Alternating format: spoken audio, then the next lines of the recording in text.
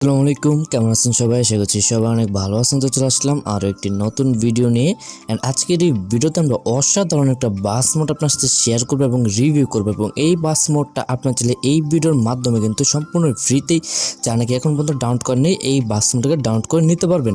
এক কথায় বলতে গেলে অসাধারণ একটা বাস মোড, কিন্তু আপনারা ঈদের পর এটাকে বলতে পারেন আমার কাছে সেরা একটা বাস মোড লাগছে।